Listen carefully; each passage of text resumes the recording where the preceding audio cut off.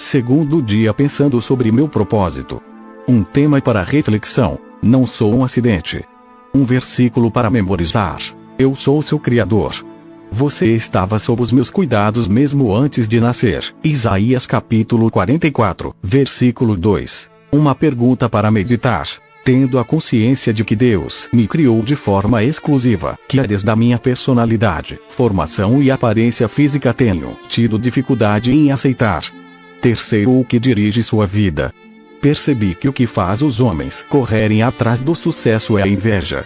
Eclesiastes capítulo 4, versículo 4. O homem sem propósitos é como um barco sem leme, um vira-lata, um nada, um ninguém. Thomas Carlyle. Todo e qualquer indivíduo tem sua vida dirigida por algo.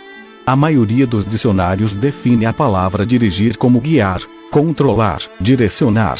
Se você está dirigindo um carro, um prego ou uma bola de golfe, estará naquele momento guiando, controlando e direcionando.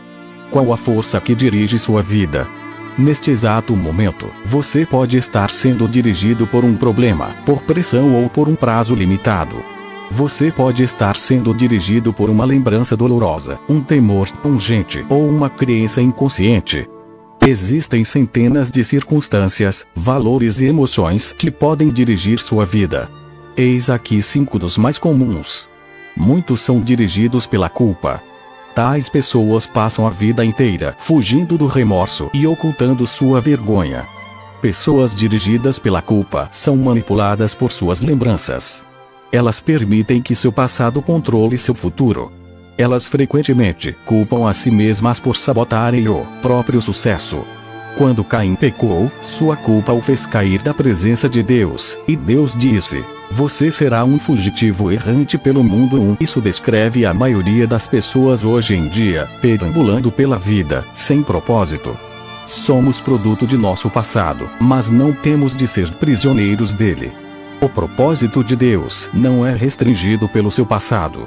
Ele tornou um assassino chamado Moisés em um líder, e um covarde chamado Gideão em um corajoso herói. Ele também pôde fazer coisas maravilhosas com o resto de sua vida. Deus é especialista em dar às pessoas um novo começo. A Bíblia diz: como é feliz o homem que tem suas desobediências perdoadas e seus pecados cobertos.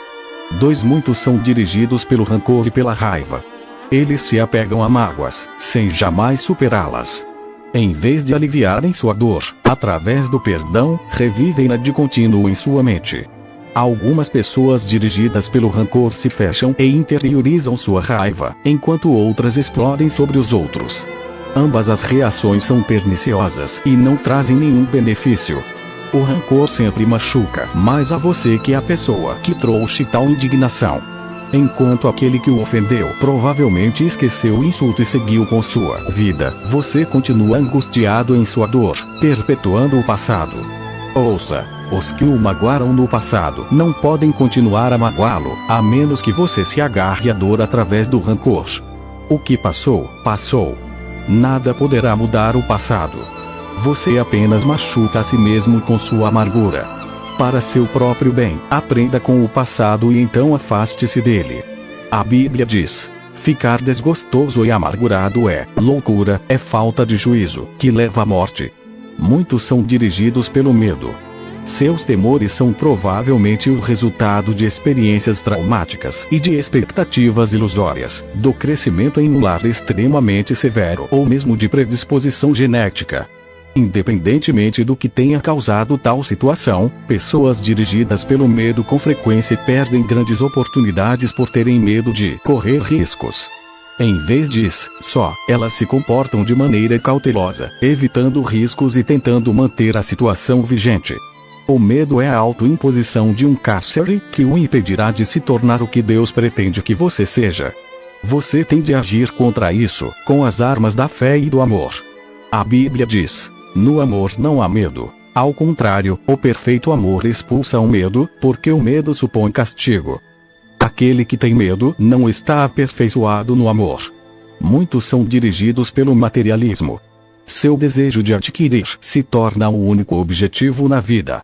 O impulso de sempre querer mais baseia-se no conceito errôneo de que ter mais me tornará mais feliz, mais importante e mais protegido. Mas os 3 pensamentos são falsos. Posse somente trazem felicidade temporária. Uma vez que as coisas não se modificam, acabamos nos entediando e então passamos a desejar modelos mais novos, maiores e melhores. Também é um mito a concepção de que, quanto mais possuir, mais importante serei. Autoestima e patrimônio não são a mesma coisa. Seu valor não é determinado pelas suas posses, e Deus deixa claro que as coisas mais valiosas da vida não são os bens. O mito mais frequente a respeito do dinheiro é o que diz que, quanto mais dinheiro se tem, mais protegido se está. Isso não é verdade. Riquezas podem ser perdidas em um piscar de olhos, em virtude de uma enorme quantidade de fatores incontroláveis. A verdadeira proteção só pode ser achada naquilo que nunca poderão tomar de você, seu relacionamento com Deus. Muitos são dirigidos pela necessidade de aprovação. Eles permitem que as expectativas dos pais, esposas, filhos, professores ou amigos controlem sua vida. Muitos adultos ainda tentam ganhar a aprovação de pais que nunca estão satisfeitos. Outros são dirigidos pela pressão social, sempre preocupados com o que os outros poderiam pensar. Infelizmente, os que seguem a multidão acabam normalmente perdidos nela. Não conheço todas as chaves do sucesso, mas uma chave para o fracasso é tentar agradar a todos.